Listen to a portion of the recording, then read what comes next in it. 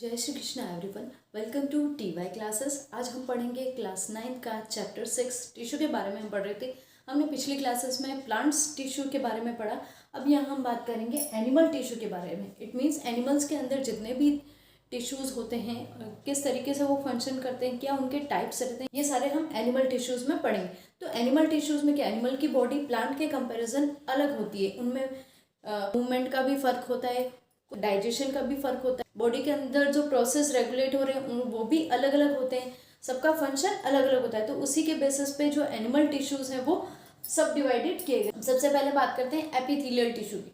तो epithelial tissue क्या होता है, चाहे एनिमल बॉडी की आउटर लाइनिंग हो, इनर लाइनिंग हो, कुछ सेपरेशन करना है, कुछ बॉडी के अंदर जो जितने भी पार्ट्स है वो एक दूसरे से सेपरेट किस बेसिस पे हो रहे हैं, एपिथेलियल टिश्यू के बेसिस पे सेपरेट होते हैं। अगर हम उनके फंक्शंस की बात करें तो फंक्शन में एपिथेलियल टिश्यू का फंक्शन क्या होता है, सबसे पहला तो क्या है, ये आउटर कवरिंग होती है, तो इसीलिए इसका फंक्शन क्या होता है, प्रोटेक्शन इसका फंक्शन होता है। चाहे वो आउटर एनवायरनमेंट हो, पैथोजेंस हो, कुछ एपिथेलियल टिश्यू के सबसे पहले हम फंक्शंस की बात करते हैं। तो फंक्शंस क्या होंगे, एपिथेलियल टिश्यू क्या होता है, आउटर कवरिंग होती है, इनर कवरिंग होती है। तो इसका फंक्शन क्या होगा, एक तरह से प्रोटेक्शन का फंक्शन होगा। चाहे कोई भी बाहर के केमिकल्स हो, चाहे कोई भी बाहर के केमिकल्स हो, चाहे पैथोजेंस वगैरह हो जो बॉडी के लिए हार्मफुल है, वो सारे क्या कर रहे हैं, वो एपिथेलियल सेल्स जो होती है वो उन्हें उनसे प्रोटेक्ट करती है। इट मीन्स उनका फंक्शन क्या है, प्रोटेक्शन करना एपिथेलियल टिश्यू। नेक्स्ट आता है एब्जॉर्प्शन का। तो कुछ एपिथेलियल सेल्स क्या होती है,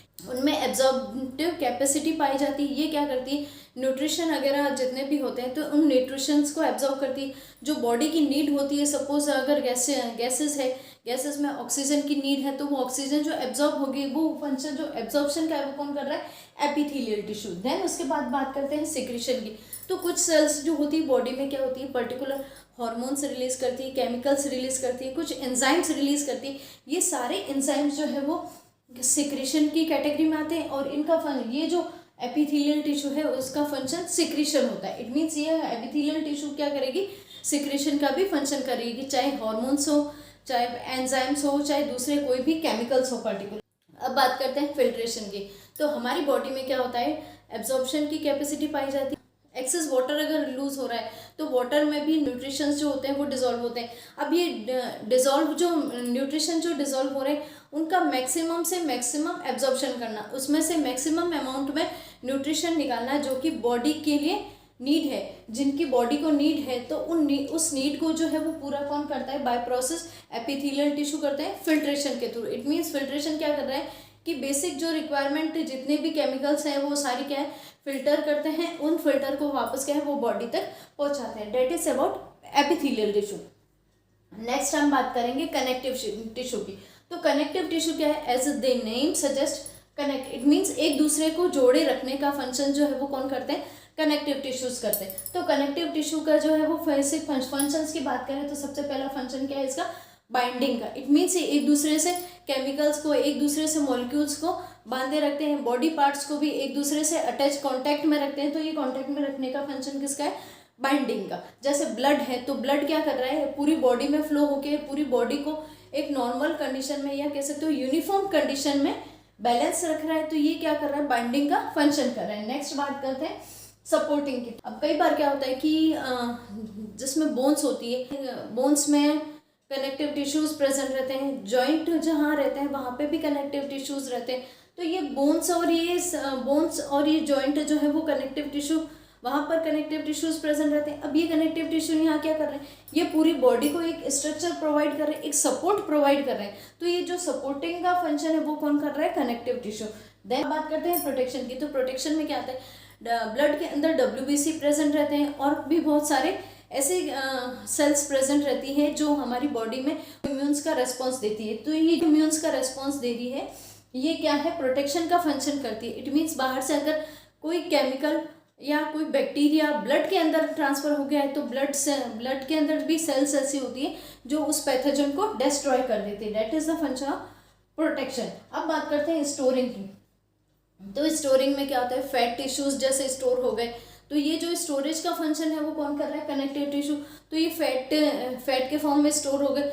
और भी जितने भी केमिकल्स रहते हैं जैसे मैग्नीशियम, कैल्शियम, और ये सारे कहीं कहीं जो है वो स्टोर रहते हैं, स्टोर भी किस में रहेंगे, कनेक्टिव टिश्यू के फॉर्म में रहेंगे। अब गिव नेक्स्ट है गिव बॉडी स्ट्रक्चर फ्रेमवर्क। तो ये कनेक्टिव टिश्यू कहीं जॉइंट्स में भी प्रेजेंट रहते हैं, ओवरऑल बॉडी के अंदर हर जगह प्रेजेंट रहते हैं। तो ये क्या कर रहे हैं, ओवरऑल एक बॉडी को शेप एंड स्ट्रक्चर प्रोवाइड कर रहे हैं। तो ये क्या कर रहे हैं, उसके बॉडी क्या कर रहे हैं, पूरे बॉडी को पूरी एनिमल बॉडी को क्या है, स्ट्रक्चरली प्रॉपर तरीके से फ्रेमवर्क प्रोवाइड करते हैं। अब बात करेंगे हम मस्कुलर टिश्यू की। तो मस्कुलर टिश्यू की बात करें तो मस्कुलर टिश्यू क्या होता है, ऐसे जो मसल्स जो होती है उनमें मस्कुलर टिश्यूज प्रेजेंट रहते हैं। तो ये मसल्स का जो मस्कुलर टिश्यू का फंक्शन क्या हुआ, सबसे पहला फंक्शन हुआ मूवमेंट का। मसल मूव करेगी तो क्या होगा, मूवमेंट होगा। तो ये जो मूवमेंट का फंक्शन है एनिमल का, एक जगह से दूसरी जगह जाना, ये जो मूवमेंट हो रहा है ये बाय मस्कुलर टिश्यूज होता है। Then second function is stabilise joint. ये क्या करते हैं, जब दो बोन्स का आपस में जॉइंट रहती हैं, उन जॉइंट को भी मेंटेन रखने के लिए क्या करते हैं, ये साइड से जो है वो मसल से घिरे होते हैं। ये मसल्स क्या करती है, उसे स्टेबिलिटी प्रोवाइड करती है और उसे मूवमेंट में थोड़ा सा सपोर्ट देती है।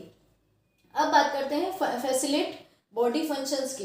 तो अंदरूनी जो फंक्शंस होते हैं, जैसे कहीं डाइजेशन हो गया, कहीं रेस्पिरेशन हो गया, और ये सारे जो बेसिक फंक्शंस होते हैं, जैसे रेस्पिरेशन में कुछ मसल्स जो होगी कॉन्ट्रैक्ट होगी, कुछ रिलैक्स होगी। तो ये फंक्शंस जो होगा वो कौन कर रहा है, मस्कुलर टिश्यू कर रहा है। डाइजेशन में देखा जाए तो क्या होगा, डायफ्राम जो होगा वो ऊपर होगा, नीचे होगा।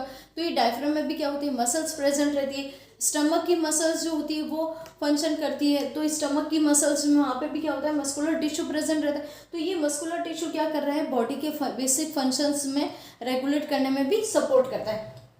देन है उसके बाद मेंटेन पोस्चर। ये भी क्या करता है, एज यूजुअल कि बॉडी जिस तरह कनेक्टिव टिश्यू फंक्शन करते हैं उसी तरह ये मस्कुलर टिश्यू भी क्या करता है, बॉडी के पोस्चर को मेंटेन करे।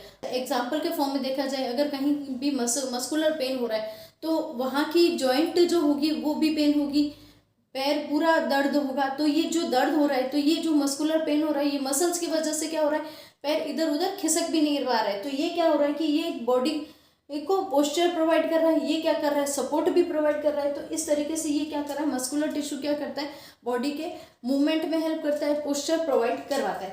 अब बात करते हैं नर्वस टिश्यू की। तो नर्वस टिश्यू क्या करता है, ये एक सेंसरी परसेप्शन है। इट मीन्स ये क्या करता है, बॉडी को अलाइव रखने के लिए यानी अलर्टनेस के लिए जो है वो कौन सा टिश्यू होता है, नर्वस टिश्यू। तो ये नर्वस टिश्यू क्या है, हमारी बॉडी के अंदर सेंसरी परसेप्शन का फंक्शन करता है। इट मीन्स ये क्या करता है, हमारी बॉडी के अंदर सेंसेस को रिकॉग्नाइज रखता है। इट मीन्स अगर नोज से हम कोई स्मेल को रिकॉग्नाइज कर रहे हैं, हम आइडेंटिफाई कर पा रहे हैं, तो ये बिकॉज ऑफ नर्वस टिश्यू। और अगर हमारे टंग के ऊपर हम अलग अलग टेस्ट को जो है वो रिकॉग्नाइज कर पा रहे हैं, जैसे ये सेंसरी कुछ बर्ड्स जो प्रेजेंट रहते हैं, वो बर्ड्स क्या है, सेंसरी ऑर्गन से जुड़े हुए होते हैं। वो बर्ड्स क्या है कि नर्व्स से जुड़े होते हैं। ये नर्व्स जो होती है वो क्या करती है कि रिकॉग्नाइज करवाती है कि जो हमने जो टेस्ट किया है वो खट्टा है, मीठा है, फीका है, तीखा है, कैसा है ये टेस्ट। तो ये जो टेस्ट रिकॉग्नाइज करवा रही है, that is because of nervous tissue. अगर हम ईयर की बात करें तो हमें कोई भी पर्टिकुलर आवाज़ से पता चलता है कि ये इसकी आवाज़ है या ये उसकी आवाज़ है, किसी की आवाज़ रिकॉग्नाइज कर पा रहे हैं। तो ये जो आवाज़ रिकॉग्नाइज हो रही है, that is because of nervous tissue. तो नर्वस टिश्यू ओवरऑल क्या कर रहा है, हमारी बॉडी को इन्वायरमेंट के अकॉर्डिंग अलर्ट रखता है। इट मीन्स हमारी बॉडी के अंदर क्या कर रहा है, एक अलर्टनेस प्रोवाइड करता है। सपोज अगर कोई प्रोटेक्शन करवाना है, कहीं निडल लगी है, तो हम जड़ से अपन क्या करेंगे, अपना हाथ हटा देंगे। तो ये जो हाथ हटा रहे हैं हम, वो क्या हो रहा है कि यहाँ पर क्या हो रहा है कि हमारा सेंस ऑर्गन जो है वो प्रोटेक्शन की डिमांड कर रहा है। तो हम क्या करेंगे, जड़ से अपना हाथ रिमूव कर देंगे।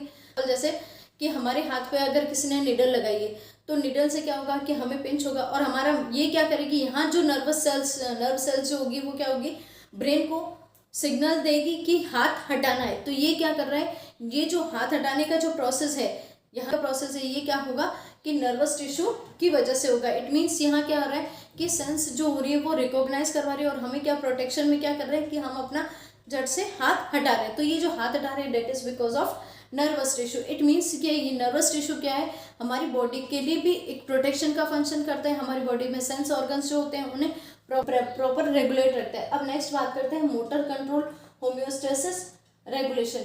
तो करेंगे मोटर कंट्रोल की। तो मोटर कंट्रोल में भी क्या है कि हमारी बॉडी के अंदर बहुत सारे सेंस ऑर्गन्स जो होते हैं वो रेस्पॉन्स देते हैं किसी भी फॉर्म में, तो ये क्या है, मोटर कंट्रोल है। अब उन्हें हम कंट्रोल कैसे करते हैं कि सपोज निडल लगी है तो निडल को जो है वो निडल लगी है तो हम रिमूव कैसे करेंगे। सपोज अगर बाहर का इन्वायरमेंट में, ऐसे इन्वायरमेंट में गए हैं जहाँ के पोल्यूटेंट जो है वो क्या हो रहा है, हमें शूट नहीं करे, तो हमें एज अ रिजल्ट क्या होगा, छींक आनी शुरू हो जाएगी। तो ये जो वापस रेस्पॉन्स दे रहा है that is due to motor control. अब नेक्स्ट बात करते हैं होम्योस्टेसिस एंड रेगुलेशन। तो ये होम्योस्टेसिस एंड रेगुलेशन क्या है, बॉडी का इंटरनल टेम्परेचर को भी ये मेंटेन रखते हैं। इट मीन्स ये क्या कर रहे हैं कि नर्वस टिश्यू क्या कर रहा है, बॉडी का इंटरनल टेम्परेचर को भी मेंटेन रखता है। अगर एक्सरसाइज कर रहे हैं या मूवमेंट हो रहा है तो वो क्या होगा कि पसीने के फॉर्म में क्या होगा कि एक्सेस टेम्परेचर जो होगा। अब बात करते हैं होम्योस्टेसिस रेगुलेशन की। तो होम्योस्टेसिस रेगुलेशन क्या है कि यहाँ टेम्परेचर, इंटरनल टेम्परेचर को भी मेंटेन रखा जाता है। सपोज अगर ज़्यादा एक्टिव फॉर्म में अगर बॉडी का टेम्परेचर बढ़ गया है तो अगर हम एक्सरसाइज करते हैं तो क्या होता है, पसीना निकलता है। ये पसीना क्या करता है, ये पसीना जैसे ही निकला ये क्या करेगा, हमारी बॉडी को कूल कर देगा। तो ओवरऑल जो इंटरनल टेम्परेचर को मेंटेन रखने का फंक्शन है वो कौन, होम्योस्टेसिस रेगुलेशन का फंक्शन नर्वस टिश्यू कर रहा है। ये तो बात हो गई फंक्शंस की। अब एक एक करके बात करेंगे पर्टिकुलर टिश्यू के बारे में, उनके टाइप्स के बारे में। सबसे पहले बात करेंगे एपिथेलियल टिश्यू के बारे में।